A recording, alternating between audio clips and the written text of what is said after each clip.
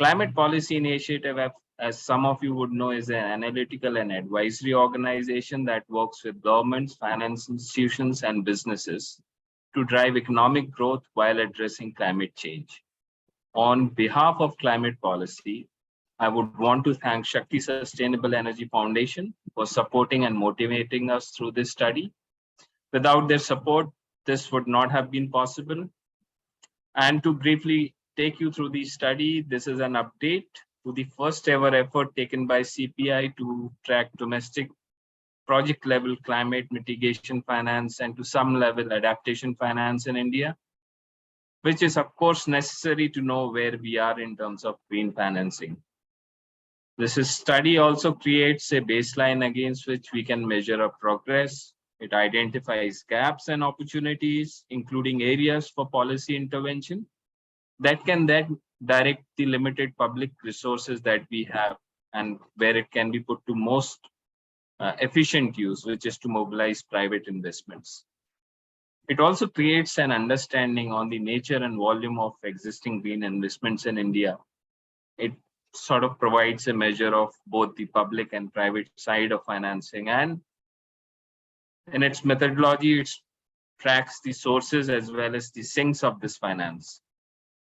So we are launching this report today in this virtual event. The link of the report would be provided for download at the end of this webinar.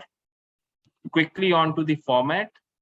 So I would first of all want to thank Mr. Koel Mandal, who is the Chief of Programs at Shakti Sustainable Energy Foundation, who has graciously accepted to deliver the opening remarks. So immediately after I close, I will hand it over to Koel.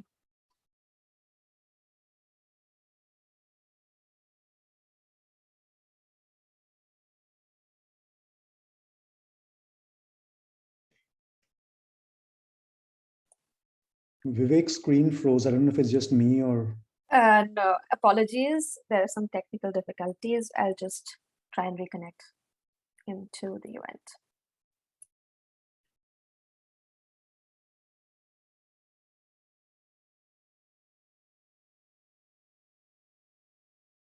On the key findings of the report, which will in a list of experts in the panel.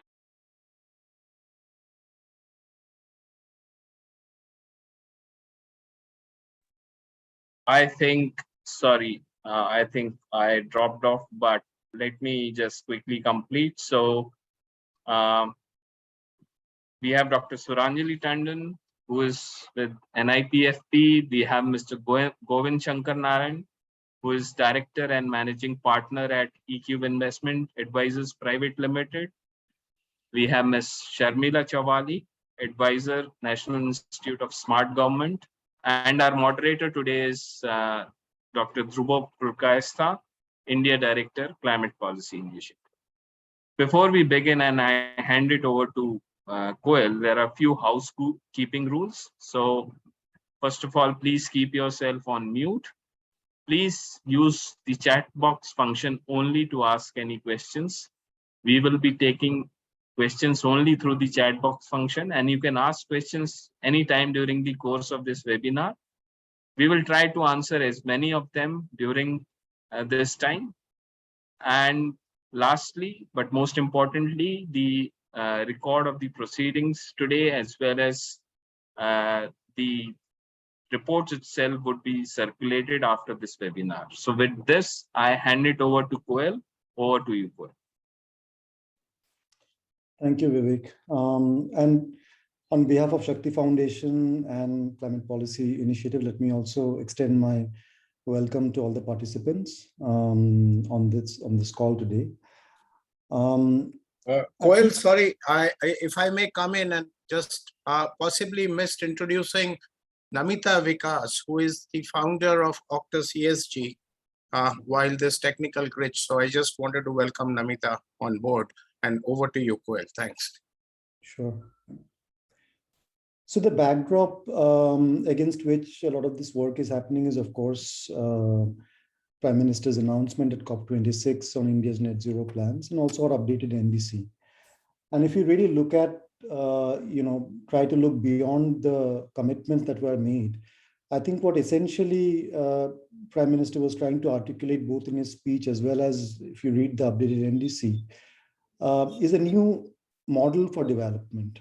And this developmental model, it'll require a significant change in the way we produce and consume things if we were to achieve our 2070 net zero goals.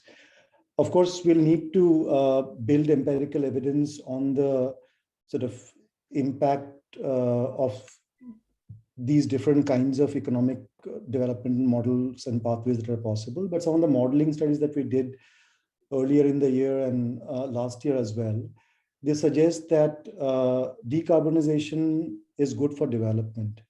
We looked at the impact of decarbonization on different parameters, including GDP, jobs, health outcomes, quality of life in general. So all of them improve once you get on this path to net zero transition. But of course, the catch is that this requires upfront investment. And there were different estimates by different modeling groups last year, but it was in the range of, I believe, $3 to $6 trillion of additional investment. This is over and above the BAU. If you look at the total number, I think it's 12 to 18 trillion US dollars until 2050 or 2070 in some models. Now, given the scale, quantum, and urgency of the requirement, it's imperative that we have a dynamic system to monitor and track the investment flows. This will not only help set the baseline, like Vivek mentioned, but also help us or give us the opportunity to design policies and financial instruments that will boost more capital into the system required for this transition. And we are very proud to support Climate Policy Initiative in this endeavor. The first report, which came out in 2017-18, I think was a seminal piece of work, the first of its kind in India. It was widely quoted by different government agencies. I was a researcher at that time and used the same report and the numbers, and I think it led to a lot of useful insights. In light of the results shared today, we would of course have a better understanding of the policy and financial levers required to sort of boost private capital flows in the country. And of course, the research we have done within this ecosystem already points to some of those areas. For example, there needs to be more integration of climate change risk within the financial system. The nature of the climate investments, their long-term, long payback periods, it's not amenable to the way financial processes are currently structured. There's also not much backward-looking data to be able to assess the viability of many of these new technologies and projects that are coming up, right? So with all these barriers in place, it becomes even more important for us to define green, sort of the taxonomy, and to define it in a way that that is consistent with India's long-term climate and development objectives.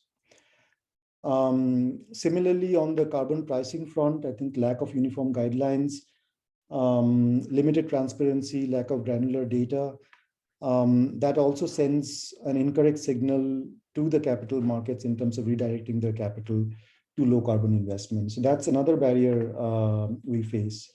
So I hope that the presentation today leads to some of this discussion later in the panel. But I just wanted to highlight that this report launch and today's discussion is happening at a very opportune time. This is following positive developments from RBI in terms of their guidance on climate risk. I think most of you have seen the position paper that came out a couple of weeks back. And this will serve as a key input to greening India's financial system, our discussion today and the report findings. In addition, we will host the G20 presidency next year. India will be the host, will take over this November. That also gives us a very good sort of window of opportunity to bring a lot of these debates and solutions to place, and that can be discussed, and India can take a leadership on a lot of these initiatives. So with that, we look forward to an engaging discussion, and I hope different perspectives emerge from this. Once again, I would like to thank the CPI team, Vivek, Dhruba, Neha, all the researchers that worked on this report. Sincere thanks to all of you. Thanks. Thank you, Vivek, for the welcome address, and Mr. Mandal for the opening remarks. Now, please allow me to take the next few minutes of your time to take you through the report. I will just shortly be sharing my screen. Good afternoon, everyone, and thank you for joining the launch event today. I will walk you now through the second report of the landscape of green finance in India. The report will focus on introduction and scope, findings for mitigation and adaptation, and recommendations for increasing green finance. The study reports on actual spending and investment data from public and private sources for both domestic and international players. In the report, we have tracked 3 sectors under mitigation: clean energy, clean transport, and energy efficiency. We've also attempted a first-time tracking exercise of adaptation finance, albeit in a limited manner, by focusing on 3 sectors again: disaster monitoring and emergency response, flood mitigation, and drought management. I will now start with discussing the findings from the mitigation tracking exercise. Green finance flows, while increasing, are falling short of India's estimated needs. The current benchmarking, to be kept in mind, has been done on the existing NDCs and the impact of the new NDCs recently announced has not yet been evaluated.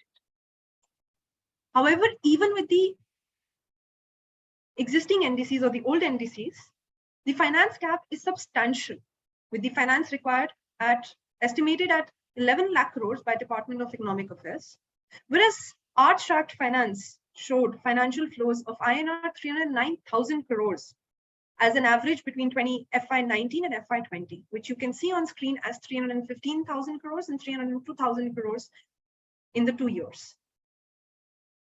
So how do these finance flows look like? We look at the Sankey diagram, shows the sources and the sinks of the finance flows. On the left side, we start with the sources and intermediaries, which are divided between private and public. We've also done a distinction between domestic and international, and I will share those findings in subsequent slides. The second pillar, which is the middle pillar, shows the instruments that have been used for the flows of these finance from the sources to the sectors. The instruments primarily consist of debt, equity, government budgetary expenditure, as well as grant and some unknown portion. In mitigation, the flows were tracked into 3 sectors: energy efficiency, clean transportation, and clean energy. To explain this Sankey slightly more in detail, we can see that commercial FIs had the greatest contribution of financial flows. Now, these finance, of the 100,000 crores that flew from, or the finance flow from commercial FI that happened, a greater chunk of that portion happened through balance sheet debt financing to the energy efficiency sector. Some portion obviously also went to the clean energy sector as well as the clean transportation sector. Now, another portion from this 100,000 crores traveled via project level market debt into clean energy. Similarly, taking another source, this time from the public side, the union and state government budget dispersed the flows through government budgetary expenditures. And these flew into clean transportation to a large extent, as well as somewhat into the clean energy sector. In the next few slides, I will try to take you through some of the slices that we have done on the data. The rest of the detailing is available in our report in full detail. As always, it's good to know that domestic sources are doing their job, and we have seen that year after year in the 4 years that we have tracked, domestic sources continue to account for on an average 85% of total clean finance. But that also means that the share of international sources remains muted under the 20% mark. However, it is still good news that between 2019 and 2020, we did see an increase from 13% to 17%. Now, an interesting thing to note is that while private sector played a major role in the domestic finance flow, in the international finance flow, the major source was played by the public sector. Now, one would wonder how this flow happened. Debt accounted for 50% of the total finance flows, equity for 26%, and government and budgetary expenditure stood at about 19%. Now, as we saw in the Sankey, commercial FIs were a large source of these financial flows. And that is also seen in the instrument usage, with balance sheet financing accounting for 29% of the total flows. So far, we have seen from where the money originated, how it has traveled. Let us now go into a bit more depth into which sectors it hit.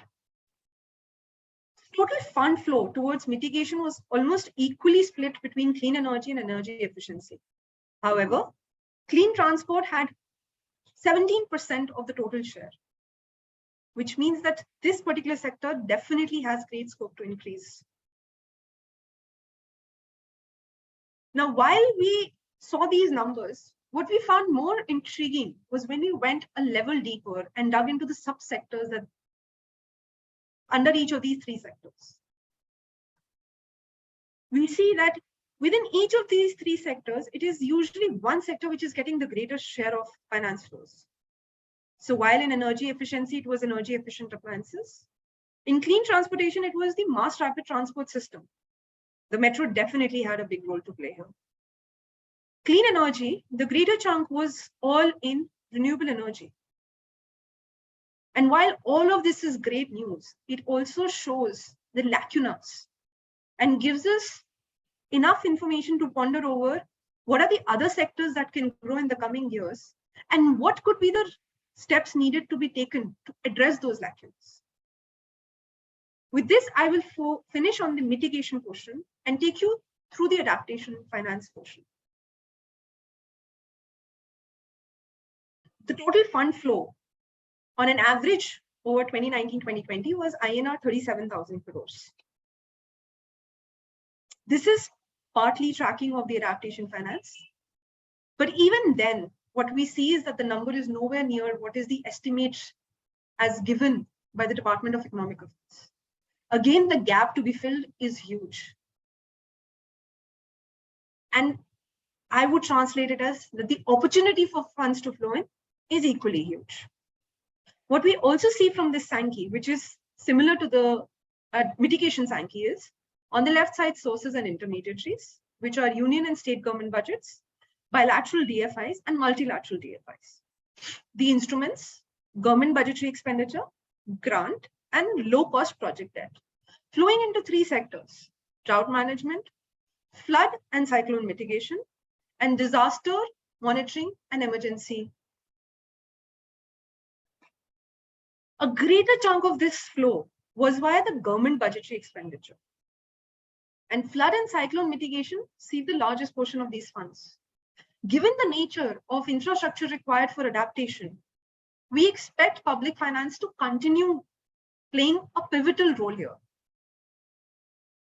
Private sector also will have a role to play, but we do anticipate the funds flow from government to increase. And this is extremely crucial, especially for a country like India, which in a recent report by a reputed agency said that India is the 7th most vulnerable country in the world to climate change.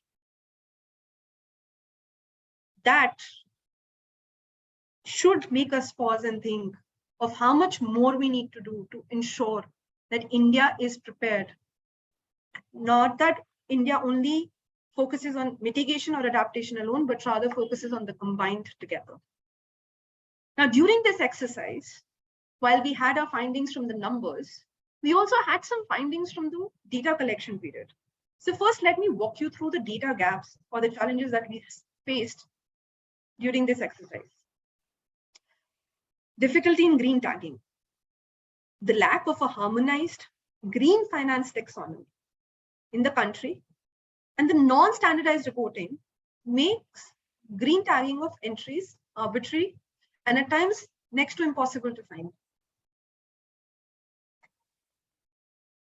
During our tracking, we decided to track disbursements and not commitments because commitment amounts are often disbursed over several years. However, even within disbursements, an assumption that had to be taken was that if the disbursement has happened in a particular financial year, we have assumed that the proceeds have been used in that year itself, because there is no way to track it to the last mile. Another challenge that we faced was variation in granularity, format, and categorization. Information on budgets and private projects vary in granularity.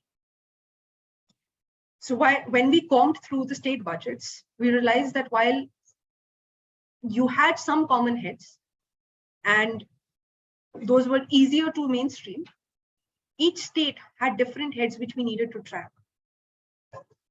We overcame all of these challenges by using our internal expertise as well as an esteemed panel of experts available, most of whom you see on the panel today.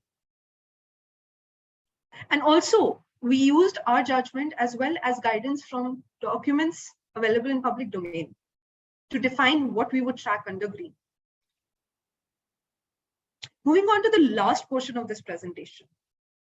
We've heard that there are gaps. We've heard that there are opportunities. So how do we fill the green finance gap, or how do we rather identify areas of opportunities? We have identified 4 levers: policy and regulation, data collection and reporting, market-based incentives, and adaptation investment plans. Green taxonomy, and I cannot emphasize this enough, will play a pivotal role. However, that is not the start and end of it all. Policy interventions for improving technology and mainstreaming supply and priority sectors will have to be there. Policy and regulatory push in both real sector and financial sector will have to happen. Under data collection and reporting, green tagging and budgeting, while the central government did start this, it is limited in its nature and scope currently. Further enhancement of this green tagging and mainstreaming of this would definitely help in identifying the flows and the lacunas or the areas of opportunities going forward as well. Standard disclosure requirements. While SEBI has come out with BRSR, at the time of data collection for this report, the standard disclosure requirements were not comprehensive enough. We also need an integrated measurement, reporting, and verification system. This is very, very critical, especially if we have to use data productively in the coming times. The third, market-based incentives. Green is still perceived to be risky, and as Koel rightly pointed out, we need to move forward from this. So how do we do that? We need to identify ways to de-risk green investments. We need to innovate on financial products. And we also need for the markets and institutions to work proactively and in tandem with policy and regulation. Now, specifically to the 4th point on the adaptation investment plans. For this, the 2 key critical areas that we identified were harmonized working of multiple ministries and departments such as Ministry of Housing and Urban Affairs, Ministry of Jal Shakti, Ministry of Environment, Forest and Climate Change to plan, invest and execute projects. And also, given the complexity that we have as a country, to have adaptation investment plans at the state level. So those were our findings and our recommendations. With that, I thank you. And I pass it on to Dr. Dhruva Purkastia, who will be moderating the panel discussion. Thank you.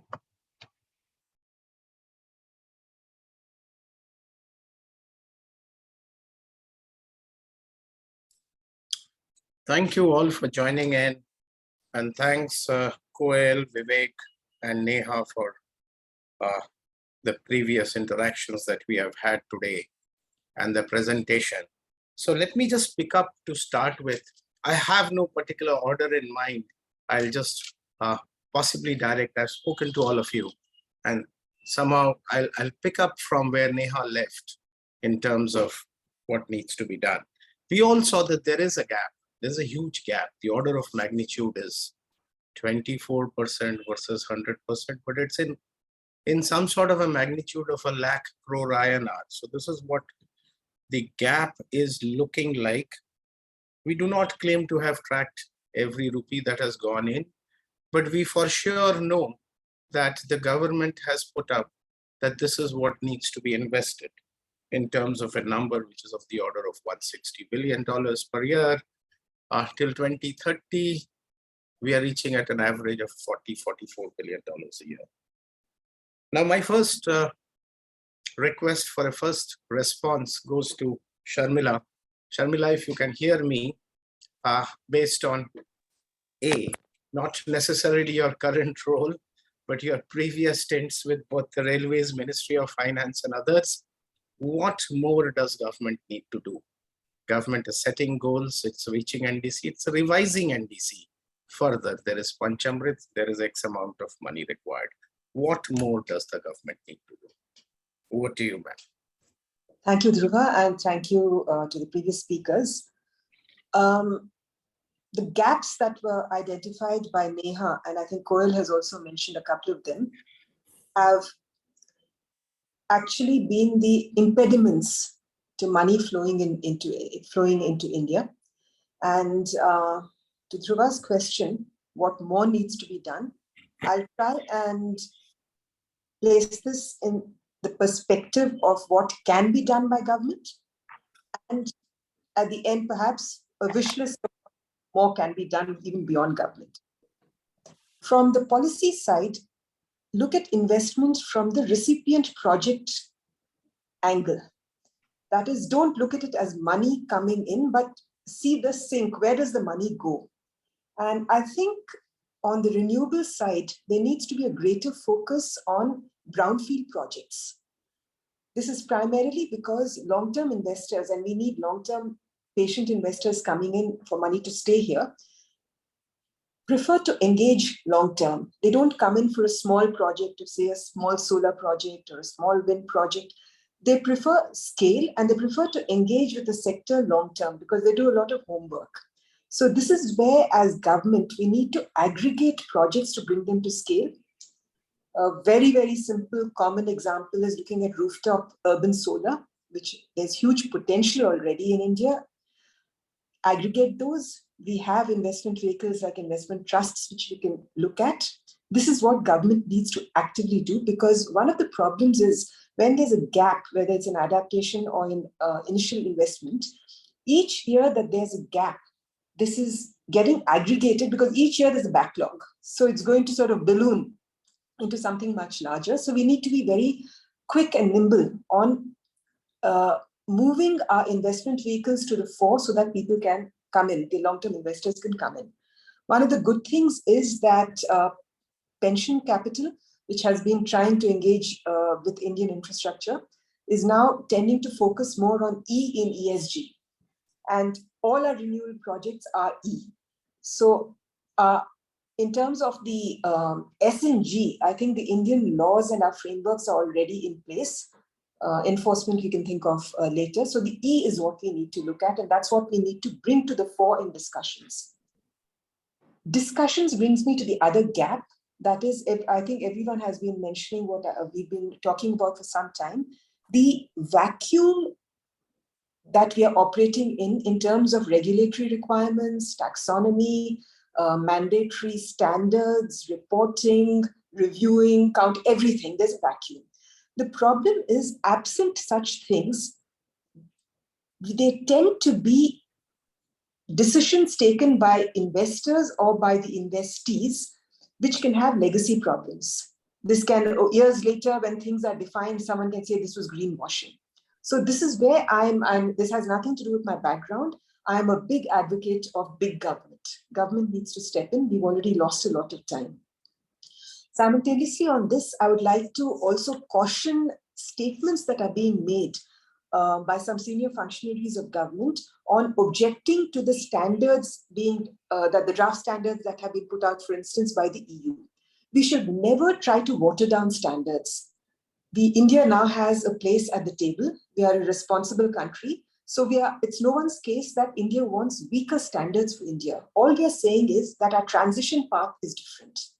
We are a developing country. We have a lot of, for instance, energy poverty. So all that we require, and this is where we need to be proactive on the taxonomy, for instance, is building in investment definitions which allow transition paths for countries like India, which can't do without such investment. And this will bring me to the next step, which I think India should do, as a government should do. This is spell out our coal transition plans. In the Ministry of Finance itself, we have been working on this for the last 5 years or so. So it should be very simple. We do need coal.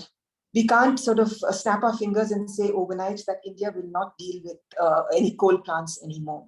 So when we are dealing with fossil fuels, lay down the policy path that we're going to take to deal with our existing assets that we have. We can't leave them stranded. Plus, immediately go in for PPP projects for the best practices in coal extraction. There are models already available in Department of Economic Affairs. This is what we need to do, because this will also see investment from large funds, which will also tie into the government's plans on how to deal with the economic landscape of the coal project areas. The third thing that we need to do is, as a country that's seeking public policy work to get investment, focus on R&D. We have to seek investment in R&D from domestic and overseas companies and governments. This is for both adaptation and initial investment. We can collaborate with industry. We can collaborate with countries like the US, which are far ahead of most other countries, especially in R&D of disposal. Disposal is going to be a huge problem for solar, for instance, in the country. We still don't have a clear policy on that. We are examining it, but I think we should do this very fast. We should also look for models of financing with technology institutions and companies where government really needn't put any money in. We can facilitate this so that money comes in from the outside, and then look at ways in which we can enable the clearances, etc., coming in very quickly. This is in the larger policy space of what is not there, because one of my problems is, unless the data that we're putting out, the numbers that you have said that the Ministry of Finance has put out on the gaps, etc., it's probably far short of what we actually require. That is because there is a data gap. I know that even when CPI was struggling with tracking financing through the budgets themselves are very opaque. Just like we have done gender budgeting in the Ministry of Finance and Government of India, we need to now look at where the environment of sustainable finance is going, so that it becomes not only trackable, but it becomes something that we can defend. Our data standards should be very high. If that is there, then I think we'll find that we can get better investments. There was one of the initial questions was whether climate tracking with some instruments can be classified as green investments. This is where government needs to specify what can be classified as green investment and what can't. This will be part of the taxonomy. I'll end it there and maybe take something in the questions through. That finishes my 4 minutes. No, thanks, Sharmila. I think we'll take time to assimilate. Thanks for the great inputs. We are taking notes. It's like policy levers, it's taxonomy, what needs to be done on the markets and all of it. But this nicely leads me to Professor Runa Sarkar. Now, coming from your perspective, Runa, it's a question of, you heard Sharmila's policy levers which need to act. She also sort of alluded to transition and coal. Putting all of this together, what more can be done? Again, it's a similar question, but what more can be done for both, I would say, commercial, private finance and public finance, both to come in? We need both public finance and private finance, call it commercial finance, from the markets or from the banking sector to go up domestically and internationally too. So an open question for you, in the sense your views on how does this increase? Thank you. Firstly, congratulations to CPI on bringing out this second version of the report. And I think some very, very interesting and exciting findings in there. And, I'll kind of premise my response on those findings themselves.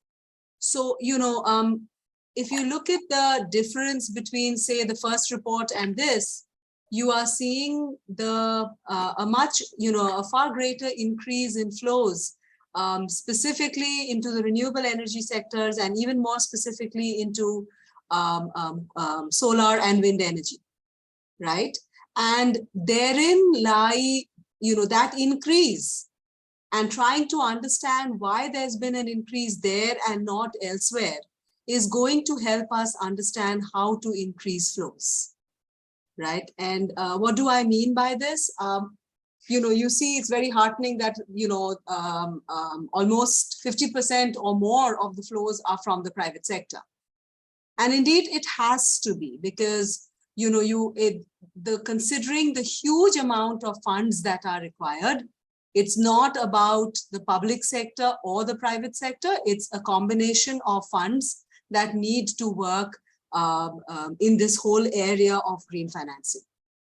Now, if you look at the success of the solar or the wind sector in attracting funds, what you realize in terms of differentiating them, or for example, the electrical appliances sector in the context of energy efficiency receiving funds, you see that these are areas which are quite specific in nature. Give or take, the policy direction on these have been consistent, although there has been changes in subsidies and so on for solar and wind, but overall the policy thrust towards increasing percentages of solar and wind, etc., have been very, very consistent. The technologies, while they have been continuously evolving, have not thrown up major surprises. So these are more kind of stable. So when you're looking at an investor is looking for certainty. And, that essentially is what makes green finance so tricky, because especially if you're looking at areas which really need this, for example, battery storage and so on, these are areas where the technology is still very, very fluid. And, that's where probably there's more of a push needed from the public sector, where there are higher perceived risks. But where the risks are more understandable, I'm not saying they are lower, but where the risks are more understandable, you do have enough of a thrust from the private sector. And taking off from where Sharmila ji mentioned about distributed solar energy, the rooftop and so on, you see that that sector hasn't received that much of monies, right, from the report. And that's primarily coming because policies in that direction have not moved the way one would have expected. So once again, we come back to, looking at the specificity of an investment and how certain it's going to be, and to what extent you expect that you have a clear picture of the policy roadmap for the next couple of years going forward. So, therefore, this breakup, when you look at mitigation versus adaptation, you can clearly see that in mitigation, where you can have such focused approaches where there is a returns on investment that's evident, which is more private in nature, you will have a greater involvement of the private sector. Whereas when it comes to adaptation, this is where you'd have the public sector involved in a much bigger way. And probably the only way that I would think of the private sector getting involved in adaptation kind of areas may be through CSR, and that might be a very, very small chunk.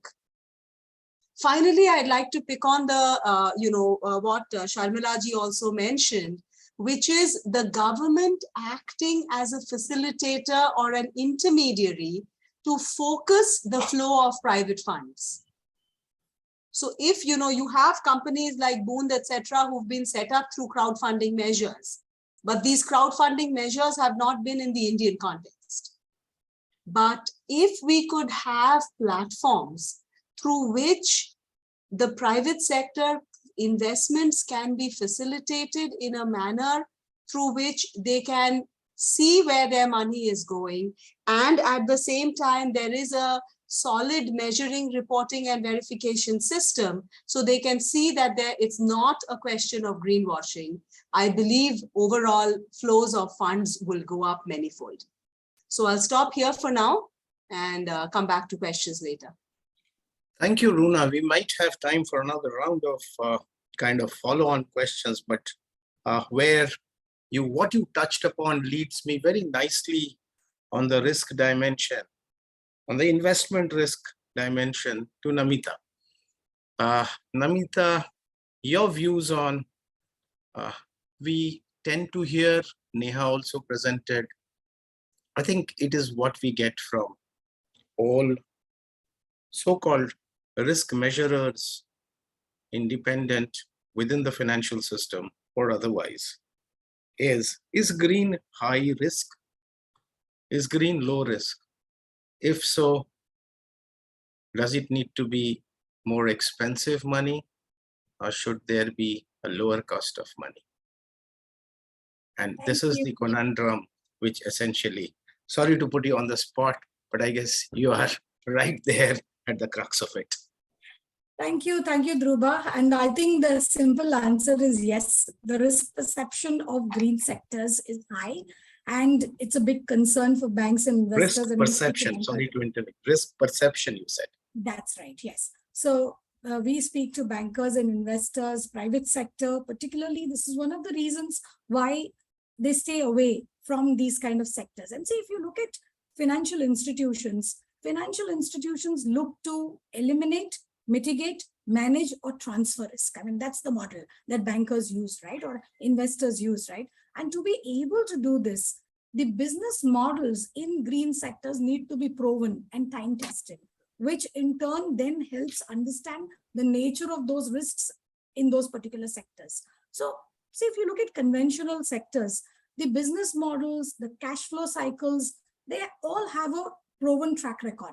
Take any sector, infrastructure, financing roads, transportation, risks are well understood, parameters for risk management are set, and these risks also form a part of the loan pricing formula. And this has been happening for decades. So there's a set formula in which financing happens. In fact, if you look at renewable energy today, and I'm not surprised to see that carve out which Neha presented, I mean, renewable energy is becoming mainstream, right? Or has become mainstream. However, if you look at emerging segments within this, like energy efficiency or decentralized solar for that matter, it's still less understood by credit and risk officers sitting within banks. Technologies are rapidly changing, and it's not one of the preferred sectors for investment when it's less understood. Thus, I would say that a sector being perceived as risky or non-risky really boils down to the business and the cash flow models, the ROIs that are time tested, and the understanding of the lenders, credit and risk teams, along with a proven track record. Just to cite an example, if you look at decentralized solar projects in a market like India, I mean, these are rife with unknown factors, right? These are linked to, say, inadequate production and transmission infrastructure, at times theft and safety of public goods, inadequate tax processes for revenue collection, lack of policies on the PPAs, shortage of skilled talent. I mean, that is one of the biggest challenges that the sector faces. And all this then coupled with private sector's apprehension on entering a perceived high risk project that would involve lending to maybe at times marginalized communities, or a mismatch in expectation about what is acceptable and realistic returns of investment. I think all this plays against investment flows easily or gradually flowing into these sectors. The lack or the limited understanding about geographies also, appropriately structuring finance and risk mitigation mechanisms this plays a big role in meeting the requisite demand. And, to add to this, there are some specific challenges in financing, say, carbon assets like energy solutions in India that have a last mile delivery, which stands out, right? As geographic areas are either underserved, they're beyond the reach of the grid. They're serving communities with low income, high vulnerability, scarcity of resources, including low levels of even energy consumption at times. Beyond these factors, then, of course, there are high transaction costs. I mean, this is something because financing in smaller volumes, over dependence on large banks with shorter maturity, that dissuade finance from reaching these kind of markets. And, Sharmila did mention about the scale. And that, I think, is a very, very important factor to be taken into consideration. And, the CPI study focused on adaptation finance and the gaps, the financing gaps for adaptation. Now, from a banker's lens, I think it's also very important, Dhruba, to understand that, many a times within adaptation projects, these are based on unproven concepts or technologies that, again, make this a very high risk funding. And this implies, developers are often unable to show a track record in terms of cash flow generation for projects or scientific evidence data. We've seen examples in India where the market, I mean, if you look at the culture here in India, it's largely an asset collateral driven bank lending culture. It makes it tough to get credit for such projects then, which are perceived as high risk in nature. And then there is high dependency on externalities and the variables involved. So any minor fluctuation in any of these potentially reduces expected cash flows. Climate risk alone have added to so many variables, right? And this then impacts the risk profile and the investor interest. Long gestation periods. I mean, we see that some kinds of projects start producing cash flows only after a few years. And given that these are mostly long tenor projects, it's very unattractive for shorter tenor financing, which is what is again one of the cultures in India. And therefore, long-term patient capital, debt capital is what the real need is. So, if you look at all of this multidimensional benefits that these projects tend to put out, it is very difficult for risk officers or credit officers to quantify and hence monetize. So, for example, preservation of wetlands can help avoid floods, but how does one translate that into measurable benefits for the communities and the investors? I mean, we have seen natural capital accounting and, platforms and measurements coming up, but I mean, the premise of opportunity of cost and, there's more work and the evidence that is required to be able to put all this together. I think there's a lot of work that needs to be done. So naturally, I mean, and as the study states, there is so much more opportunity, there's so much more traction that is really required. And we need more case studies. We need more successes, early successes that need to be, one, created, second, also disseminated. I think this would then give a very clear direction and visibility to financiers on how to evaluate such business models, what to watch out for, how to price the risk, and give and get more and more comfort in engaging in transactions like these. I think financial product structuring is very, very important, and we are seeing more and more use of credit enhancement and instruments like those. There are a variety of instruments that are needed, which are beyond traditional options of subsidies, debts, equity, or even direct grants for that matter. I mean, CSR can only provide the initial push or the initial pilot capital, but not really the kind of volume of capital requirement that is there. And therefore, we need credit enhancements, guarantees, blended finance. We've seen peer-to-peer lending models that have been successful but need to be localized. Pay-as-you-go models, again, to be localized. I mean, I think that's the kind of catalytic finance that we need to look. And last point is on concessional debt and guarantees. I think that in form of interest subsidies, waivers on down payments, longer repayment periods. I mean, these have made loans in some pockets and in some examples more accessible, more affordable for the end users. So guarantees on one hand have reduced risks for investors and financiers. And we've seen how the green bond market, especially corporate issuances on the back of some of the guarantees, have boomed, right? So I think those are the kind of models that we need more and more. I mean, I have not seen so much of blended finance. It's in green shoots, but not so much really emerging in a big way. So I would say, yes, there are risks, there are perceived risks, because bankers will first understand risks and then move forward. So I think that understanding is a gap, and there are in pockets, there are certain banks which are particularly creating green portfolios, and we've seen them move with, partial risk guarantee aids that are given by Bureau of Energy Efficiency or by SIDBI. But then again, there are procedural delays there which need to be ramped up. But I think there's a lot of work to be done, and I'm glad to see this report and more movement on this front. Thank you. I'll stop here and maybe come back later. Thanks. Thanks a lot. Thanks a lot, Namita. Green is perceived high risk, need for risk mitigation, need for de-risking.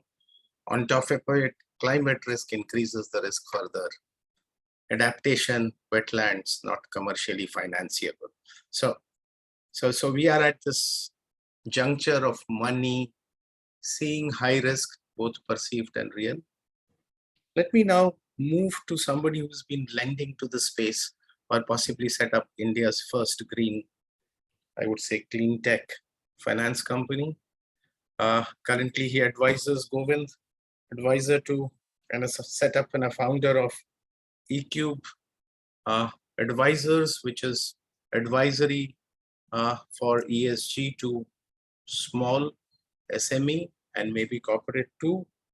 But Govind, given your experience having set up and played an instrumental role in setting up Tata Clean Tech Capital, how do you see this finance, as we saw in Neha's presentation, is significantly clean energy and far lesser as we go on to other things in terms of mitigation, and in terms of clean energy too, it is classic grid connected solar, and we are hearing rooftop solar, distributed, and others. So what would make finance flow to outside conventional grid connected solar, which probably, as we hear from the experts on the panel, is a done deal, is financeable, it's working, financial markets are working. But we need it to go cutting across all sectors and maybe also throw some light on adaptation too. Thanks, and over to you, Govind. So, thank you, Drupad. It was good to see this excellent new edition of your report with the Sankey diagram, and also I think this report always serves as a very good summary of a very complex issue. So I think congratulations to the team for that. Neha has I think Namita has actually said a lot of what I wanted to say. So, and some of the responses that you will hear from me will be largely operational and maybe reflecting my sort of experience in sort of running a NBFC. I think the first question really is about risk and technical sort of skill sets that exist within most lending institutions. So I think Namita outlined all the problems. I'm not going to mention those again, but assessments of residual value in the vehicle space, assessments of battery technology that will work, understanding when it comes to distributed solar, different locational constraints, policy issues, and so on. This is not easy. This is something that this is not the strong suit of, most financial institutions. So I think that skill building activity needs to be done. Now, a challenge we faced even in Tata Clean Tech Capital was companies and banks always have other choices. India is a country with lots of unbanked people. So when you are a CFO, for instance, and you have to do portfolio allocation of capital, you tend to make choices. And therefore, I think, this brings one to the fact that it's always desirable, at least in the early stages of something like this, to have either dedicated departments, or better still, dedicated sort of organizations to create something like this, because otherwise it gets us lost in the wash of large banks. And in particular, if you think of how branch-led banks tend to operate, when you're talking of, let's say, smaller ticket loans, SME loans, and so on, these are not handled sort of at the corporate centers of banks or of NBFCs. They tend to be done in branches and so on. And to expect them to be able to manage some of these is tough. So I think skill building clearly is a piece which kind of needs to be addressed. The second bit, I think, is again related to what was earlier mentioned by Neha, I think, which is the taxonomy issue. And this keeps getting raised again and again. Now, taxonomy is not a philosophical concept. The problem is that there's a lot of green lending opportunity out there. It's just that it's commingled with brown lending opportunities. So if you take a typical borrower, for instance, if he's borrowing, let's say, 20 crores, there will always be 7 or 8, maybe 20 or 30%, which is clearly green, which is working, which is stuff related to energy efficiency, resource efficiency, water, the circle, recycling that they're trying to do, and so on and so forth. But this gets, you have a situation where it is commingled within a larger working capital line that is possibly, drawing down. Now, if to the extent that entities are well-funded, this is not a problem. So, it's not a problem for Tata Steel, for instance. But as you go lower down the sort of creditworthiness spectrum, this does become a problem where, or it becomes a missed opportunity. I would not say it's a problem, it's a missed opportunity, because there are opportunities for people to lend, but they're not able to find it in the first place. So, even as we speak today, the green lending, the market for green lending, or the potential for green lending, is much larger than what obviously we think it is. So cases like, say, electric vehicles are sort of self-evidently green. Distributed roof solar is not large, but it's still very clearly green. But when you go to packaging companies and you're talking about, companies which have a mix of recyclable and non-recyclable packaging, for instance, or when you go into, supply chain finance, where, let's say, someone is a supplier for both an electric and a non-electric vehicle within a company. These are situations where you need to be able to somehow disaggregate the green opportunity. And I think that's a piece which needs to be worked on. It's not impossible. It requires, to some extent, the use of technology to be able to filter out some of these things. So I would say that is the creation of the taxonomy, but then also the use of that to identify existing sort of green opportunities is the second piece that we need to do. I think the third element, which again operationally needs to work a lot better, is partnering between the kinds of companies which are producing green products. So today, if you look at, let's take the distributed solar space, which we were referring to. At the smaller end, apart from Tata Power Solar, which has tried to do something and seems to have, let's say, a institutionalized reach across the country, it's difficult to find too many other players who are in that space. There are a number of small players.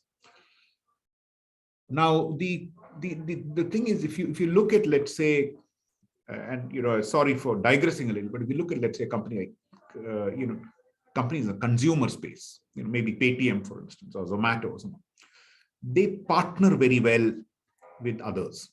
If you look at companies which are in the engineering and sort of construction and space, which is where actually a lot of this green stuff, energy efficiency, process equipment, and so on comes. Partnering with lenders is not a strong suit in many cases, and so that's an area where private sector lenders, can kind of do a lot more. So, we should ideally be able to see strong partnerships with, say, a Forbes Marshall or with a Thermax or, a Vari and others in order to reach out into the market. I'm not suggesting this is absent, but I'm just saying that it is not done as much as I think it ought to be done. Fourthly, there is a large and burgeoning space at the startup end, where, what is typically called climate tech and so on, where I think there is equity funding taking place. But again, there is a need for either revenue-based financing or venture debt and so on, which again has not quite come together as well. Now, in order to make this, succeed, of course, there are things governments can do, and I'm not going to get into that because I think many of the other panelists actually know a lot more about those areas. But even pulling together what governments do is not easy. So, if I take even the example of Tata Clean Tech Capital, it was thanks to being part of the Tatas, it was a sort of a magnet for lots of capital. But having said that, there's a lot more that these kind of organizations, and I used to run the treasuries there also, and can do. So accessing blended finance, takes time. Finding the pools of capital which are willing to offer, let's say, grant or concessional funding takes time, because they are there all over the place. But naturally, people tend to go only to the sort of top 10 multilaterals, which tend to sort of do this kind of thing. So I think the challenge before private sector is, of course, as Namita was saying, you have to understand risk and so on, try to codify it and all that.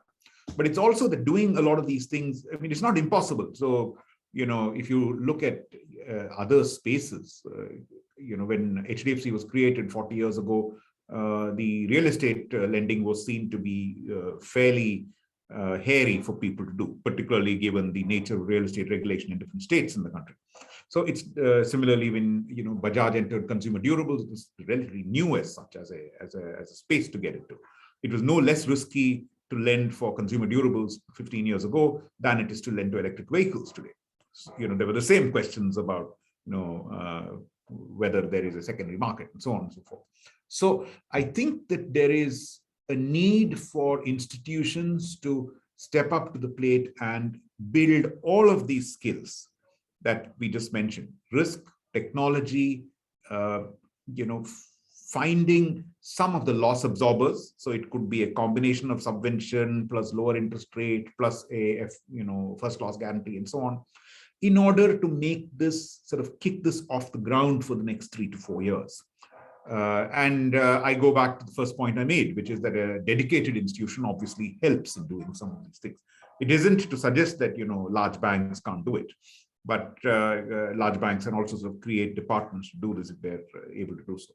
So I'll stop there and take any more answers, but I think this is sort of my response to some of the questions you raised.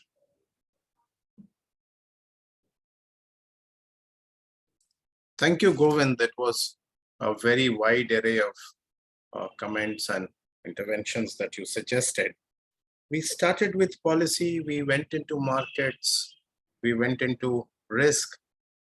And as Neha presented, we have to definitely, I'm coming to public finance now, which means if you actually look at India's increase, it's almost 50-50 between the markets and government expenditure. So it's public expenditure that's surely driving up green investments. But having seen, so I turn my attention now, lastly, but definitely to a very, very, very important part is the use of public finance in making more green happen. And all of you sure the question is directed to Suranjali Tandon of an IPFP. So how do we use public finance to make more green happen? Thank you. Thank you, Dhruva. First of all, congratulations to Climate Policy Initiative for this wonderful report. We were eagerly awaiting this infographic, which I think everyone treats as a public good in this space. I think there are a couple of things to take away from the report itself. One, the striking change in composition of finances when you look at mitigation and adaptation.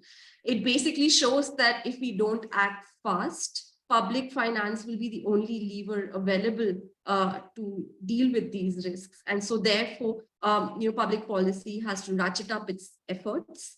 The other thing that I find quite interesting is that, this number allows you to go from the other end of the spectrum and ask the question of what happens when money is already spent on green? What are the multiplier effects that can be observed on projects that it has already been spent on? And, of course, I would like to go to the specifics of what public finance can or cannot do in this space, more to the can. If you see that today the composition of the revenues are such that excise on fuels is a major contributor. And in a sense to the government portfolio as well, there's a risk of this transition. And so therefore, there needs to be a thinking on what will be the shift, the nature of the shift in the economy and where the investments need to be made. I say this because we are looking at a new tax base when the economy has moved to green. So I would say that, that's the risk side from the public finance, but it also requires and pushes policy experts to think about where the investments need to be directed. I think the panelists have spoken quite extensively about the role of technology and we understand the importance of it. But I think it's also a good time to step back and ask, is this technology replicable? Can we actually lower the costs if this technology is available more broadly to many firms? So for example, if the government were to invest in technology, would this make it easily replicable and therefore lower the costs of this transition? And so I would say that again, public finance would play an absolutely instrumental role. What I find heartening from the graphs again is that there is a diversion of funds to energy efficient appliances. And that really means that consumers are making a conscious effort, whether we have a taxonomy, whether we have a net zero plan. That is a separate question, but consumers are going to shift over the next couple of years in terms of what they're using as the basis. So I guess that was also very promising, but also speaks to some other measures that can be used to bring about faster behavioral changes. And for this, I would say that having a price on carbon is absolutely essential. It's the core of public finance and public policy. And while we talk about pricing carbon, taxing emissions, there needs to be a strategic thinking on how these revenues are sequestered. So all these gains that will accrue to us until we say goodbye to fossil fuels need to be put aside for investments again, which are strategically linked to a net zero plan. So I think CPI is doing a great service to experts working in this space in trying to understand where the thoughts are at in terms of investment and perhaps where we need to head.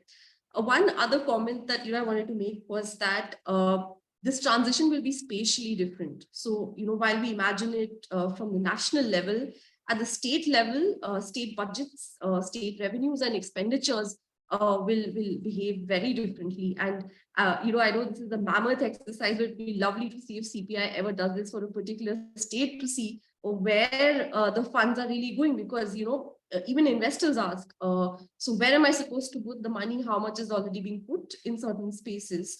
So I would say again, at the state level, public finance will have to be thought of quite carefully on which particular states will have to replace their tax base faster and perhaps invest in a regenerative economy, in the sense new activities and new dimensions to the economy. So I would say that that 50-50 mix that's there is quite heartening, that private sector is playing its role, but nevertheless public finance remains extremely critical. I'll stop there. Thank you. Thank you, Suranjali. Thank you for bringing in price on carbon. Thanks a lot for the comments made. I have some time. I have still some time. CPI works at the nexus of policy and finance. So as I go around the panelists, I need 2 bullet points from each of you on policy and finance, just 2 from each of you as to what would make CPI's next edition of this report multiply itself by 100%. So 2 interventions suggested on policy and finance. Let me turn the sequence around to the best that I can. Over to Suranjani. 2 interventions, top of your mind, which will make more green finance flow and will show up this report on a much better or a smaller gap. Dhruva, you really put me in the spot. Okay, so I've already mentioned that, there is so much. Yeah, you can repeat. You can repeat. It's okay. I'll take down notes. No, I'm just going to take my opportunity and probably make more points. I guess what we need to do is now from here look at what's missing in the market. So what CPI has clearly put there is where the money is going at the moment, and then I think through conversations with investors and the government, some understanding on where there's absence of capital, which is, let's say, at the top of the priority list. So do we imagine more items where money should go? And of course, I would say that, again, stressing the point about carbon prices, do we imagine that these will change our public finances differently? Sure. Yeah, just a reflection on that. Thanks. Govind.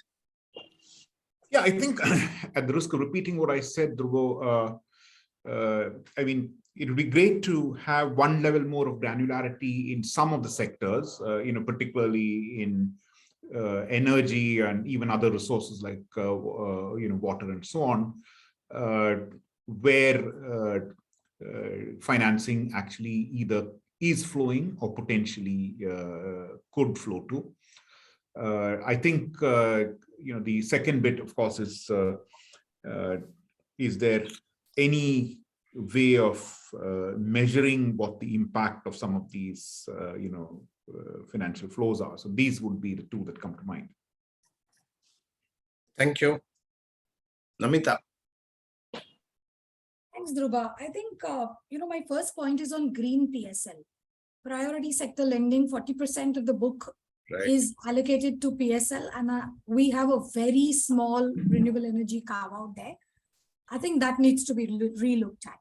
So green PSL would push banks to divert capital towards green, given that if they don't currently, if the PSL targets are not met, you leave all that capital with NABARD at 2.5–3%, right? So naturally, that's a business case. So green PSL. And second, I think, we've seen digitalization. I mean, fintech boom in the mainstream financial services sector is over the last decade, or maybe for the last 6–7 years, and more so during the pandemic. I mean, we've seen that boom, right? I think we need to leverage that for green, because I think one of the other challenges is that while there's public finance that is available, there is subsidy that is available, the translation of that subsidy is sometimes challenging. So while there's a subsidy for, say, solar pumps, toilets, or whatever else, I mean, agriculture, I think that the translation is a challenge. So if we use digitalization, I mean, I have done products for sanitary napkins for that matter, and we've seen how flows are very smooth, and there's more and more uptake of such solutions. So I think those are the kind of solutions we need going forward. Thanks. Thank you. Runa. So, one of the things that I was mentioning, that if we found that finances have gone up in a particular sector, some analysis as to what's different there, so that you know what you need in the Indian context for monies to move there. So I think just maybe as boxes or something, essentially reasons for something being successful would be useful. The other thing that I think it's important is, the nature of finance, as in you're now having a lot of It's not, debt financing is expensive, but moving from balance sheet debt to project finance. So maybe a little more thought on those aspects would, I think, be a useful addition to the report. So yeah, so those are my two bullet points.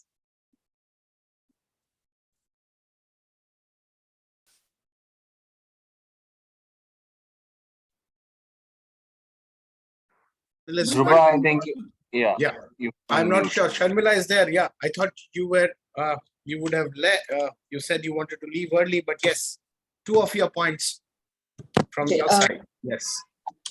Very quickly, from the report's point of view, Neha had mentioned the chunky investment in transport. That's metros, for instance. I think it would be interesting to examine how, because we don't seem to have a policy on it in government, how funding of metros has hurt mass transit by buses. And this has actually been a disastrous kind of result. You can see it in Delhi itself, how the number of buses have come down. So could we get some figures on that? And that's where government needs to come out with a very clear policy. They have to go hand in hand. And then the fare pricing also. We have to recover the fares. That's one. Two, and this will help your report also, we need to push for instruments that are already available with government to be used. For instance, one is the credit guarantee and underwriting facility that was announced in the budget about 5 years ago. We need to push it. I think that will answer a lot of the risk issues that were raised by speakers. The second is, if we can see how InvITs have been useful in the renewable sector, because this again answers the other problem that a lot of investors who don't want to get their hands dirty in projects, how they can get into this financing. If these things can be pushed, and the last, of course, is something that I think the CPI would love, because I've seen how they've struggled for this excellent report to get data, work with state governments and the central government to get the budget lines very clear so that you can track the finances. And I think just in passing, I'll mention, someone had said that we need harmonious interministerial working. This is normally done by the Department of Economic Affairs, getting everyone around the table. So I wish they would start doing that again. That's all here.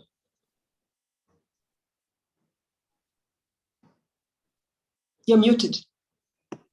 Thank you, Sharmila. And I have lots of questions from 70, 75 participants, but many questions, but I have to exercise a choice. And these questions are for the panelists.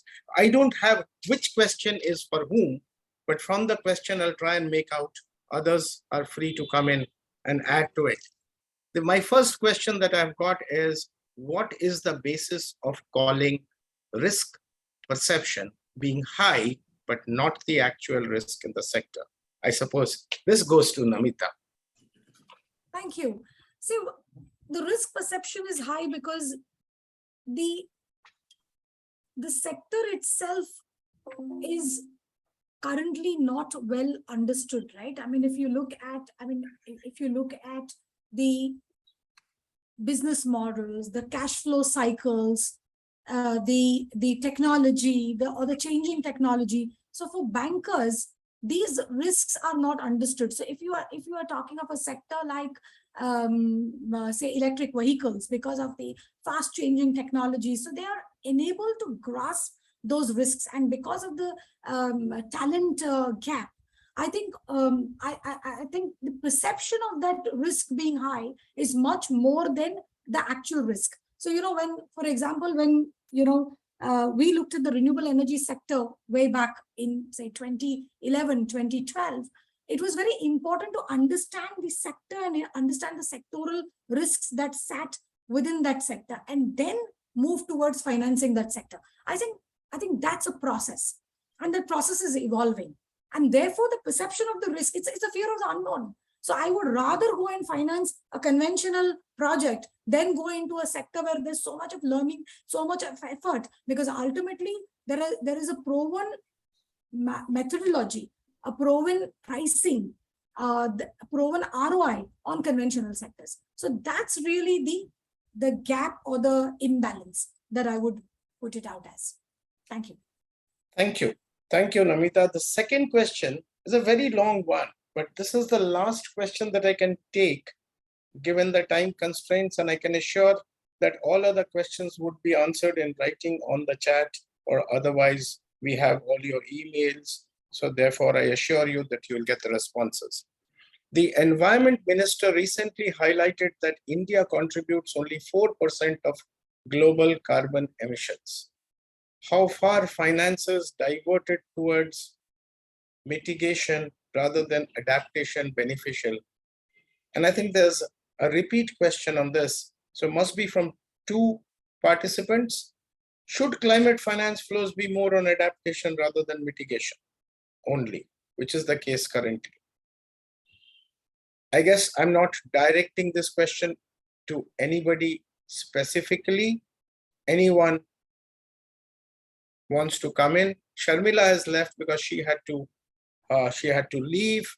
But here is the question: more climate finance flows to mitigation, less to adaptation. Should climate finance flows be more on adaptation?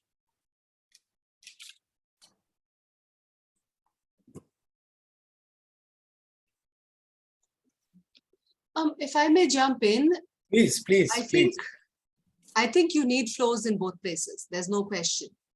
But it's one of those long-term versus short-term issues, or one of those immediate versus not. So if there is a flood, of course, you've got to go ahead and take care of human life. That's the adaptation story. The mitigation story is trying to ensure that in some ways you're able to manage floods, or you're able to avoid such situations. So I don't think there is a clear answer as to where you should put more money. But the point that I think is important to make, and that's what the report also shows, is if the benefits from investing in either lead to private benefits, then you're going to have more of private investments in there. But if the benefits lead to a public good, then you definitely need public finance or public-private partnerships playing a bigger role. So from that point of view, you will always probably find much more flows in adaptation. Having said that, again, just if you will allow me, there was another related question which talked about, can't private sector invest in adaptation? Well, when private sector decides to move a plant, move their factory from a flood-prone area to someplace else, it's technically adaptation, but in our definition, it will just come as new investment. So that's kind of, I would say, the grayer area. So therefore, from the point of view of understanding, or at least the way we are looking at adaptation, specifically, for example, in this report, we are looking at more of public funding. But I guess anybody else can also add. It's just my... Dhruva, if I may also add a point here. Please. Yeah, so I agree with Runa, and it's ultimately about what are the opportunities that financiers are looking at, because ultimately these are commercial entities, right? And it's not grant or charitable capital that's coming to any of these kind of projects. So if you look at, municipalities, SEBI has allowed municipalities to issue bonds. So green bonds, like municipal bonds, right? So there's a category.